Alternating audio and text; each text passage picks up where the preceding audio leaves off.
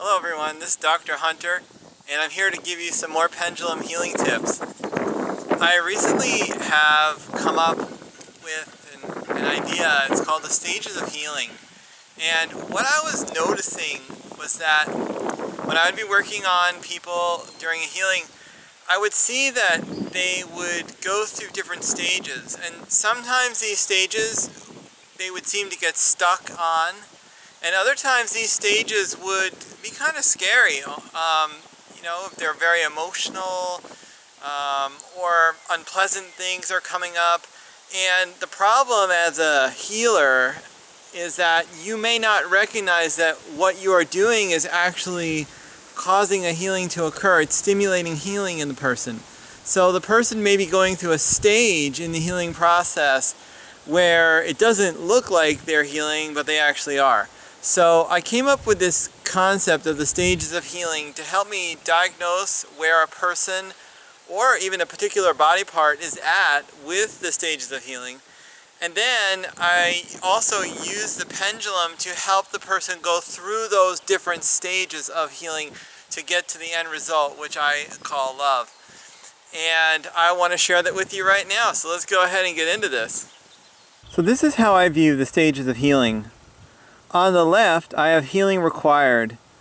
I decided not to document the negative states because there's really no point in focusing attention on them, because the more you focus on the negative, the stronger it will become. Becoming a witness makes it real. So I just put that, healing is required. And if you douse someone or a body part and you see the healing is required, it's appropriate to go ahead and move forward.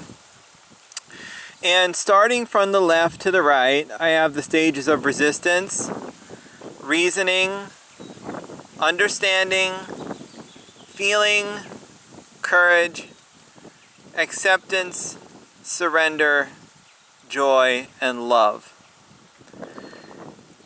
Now, resistance. Why is that a stage of healing? I view resistance as a stage of healing because it's the very first step that someone has to go through in order to begin the healing process. You probably have met people who are in denial about their situation, or they're resisting getting help, or they're resisting the help that they're getting. And it's a very common beginning stage of the healing process. Resistance, however, is a good thing. It means that healing is starting to occur. So as a healer, you need to be aware of that. If you're facing resistance from a person that you're trying to help, view it as a positive thing. Now, the level of reasoning, I see that as the stage where people are trying to understand what's going on with them. It's very intellectual, learning about all the different aspects of the problem, all the different thoughts and opinions about it. It could also be a stage where you as the healer are reasoning with the person who is being healed, trying to not convince them, but show them alternative viewpoints that they may not have considered that can help them with the healing process. Understanding is when the person begins to realize what's going on and they start having an understanding of what actions they need to take. And this is a very important part of the process. You might say something that makes total sense to another healer, but when you say it to the person, it falls on dead ears. Until they get to that stage of understanding, they won't really hear you. They'll hear you, they might say, oh yeah, sure, that's a great idea, but then they don't follow up with you or they don't do it. So the stage of understanding is important because once they get into that stage, they start to see, oh yeah, I do need to do this, or that would be really great if you could help me that way. This is often the turning point when people turn around and they come to you and they say, yes, could you please help me with this? I need help with this, or you're right, I really should try this. So it's very important if you're working with someone, especially a loved one, be patient with them as they go through these stages. And, at a certain point, you do have to wait for them to get to this stage of understanding before they can really accept your healing. Now, the stage of feeling is an extremely important stage in the process of healing. And this one can be a little scary for both the person who's being healed and for the healer. In the stage of feeling, may have very strong emotions show up. The person may begin to cry. They may become extremely angry. All sorts of unpleasant, or it could be pleasant too. Emotions could come up. I mean, someone could start laughing hysterically. That would be great. It could be a release of tension that's happened. I've seen that happen. It's happened to me even. But it could also be very painful emotions that come up too. The whole range of feeling. A lot of times we have physical, mental health problems because we are not allowing ourselves to feel, or a particular part of our body is not feeling, or it's not being felt. So it's very important, this stage of feeling. It's a very important part of the healing process. It can be unpleasant, but I strongly recommend that if you are undergoing a healing and you begin to feel unpleasant feelings, to your best of your ability, try to let them pass through you. Try to feel them, but not hold on to them. I've had people tell me, I got angry after the healing, and that's perfectly normal, and don't feel that you're wrong.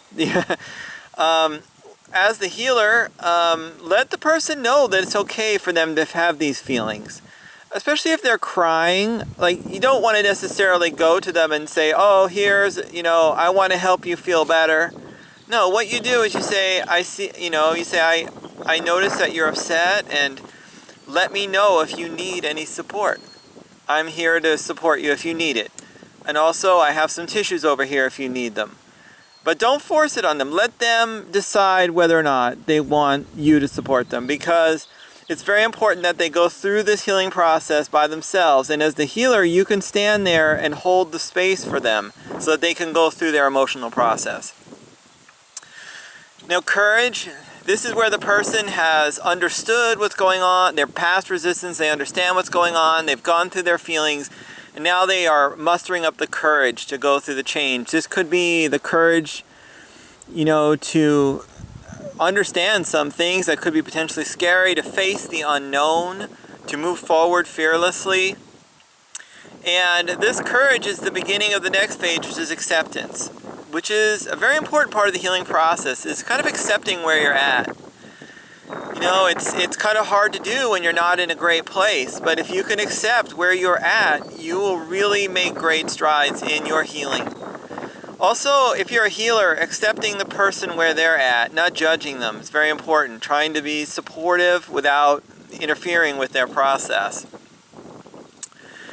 Now, this stage of acceptance is the beginning of surrender. So once the person accepts that they're in horrible pain, that this disease may be incurable or whatever, this can lead to the surrender, the stage of surrender where there's a complete letting go. Now, it's very hard. It's very hard to get to this stage, but you can plant intentions to get there, and you can also use the pendulum to do that, to help you get to this stage. And the surrender is where you just stop fighting it, you just stop resisting it, and you just let go. Surrender is an amazing process. It's just this complete relaxation, this complete trust in the divine, complete letting go. And this process of surrender brings you to the state of joy. It's a real heart chakra opening, complete crown chakra opening. Your body just is grounded. It's an amazing experience. And ultimately this results in love, this state of loving where you realize that everything is okay, the world is beautiful, people are beautiful, you are beautiful. Even the condition that you're in at this moment is beautiful. And this is true healing here. So how do you do this? You take your pendulum and you hold it over the chart. Then you make a witness card with the person's name on it. If you're with the person, you can just say their name. Or if you have a good connection to the person, you can just hold the pendulum and think about that person, and it will work. You ask, what is this person's overall stage of healing right now? Okay, so the person I'm thinking of is in the stage of acceptance. Now, this person's esophagus is having some problems, so I'm going to, but it's healing though. It's doing much better now than it was before. I'm going to take the pendulum and I'm going to say, what stage of healing is the esophagus in? Okay, so the esophagus is in the stage of reasoning.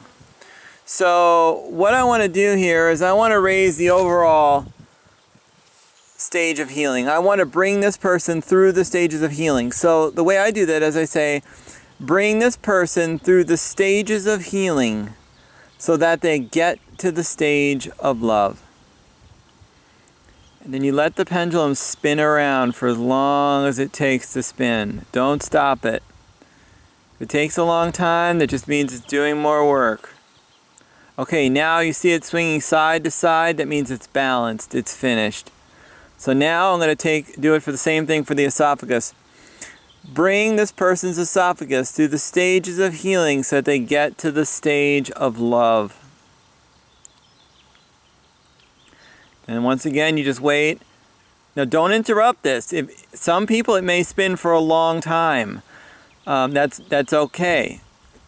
Now, if you get tired, of course, take a break. But if possible, try not to interrupt this process. All right, now you see it swinging side to side. That means we're finished with this. So I hope you found that useful. I've been using it a lot in my healings lately with a lot of great success. If you'd like to learn more about using this tool or using other pendulum healing tools, I have a course coming up soon, Circling the Square of Life, where I am teaching pendulum healing to people such as yourselves. And I'm very excited to say that I have an international group of students who've already signed up for the course. I have people from all around the world. It's really exciting. And if you'd like to learn more about this, please check out my website, erichhunter.com. I have a full description of the course. And of course, you can also email me or send me questions on Facebook, and I'd be happy to answer them for you. Well, have a great day. Goodbye.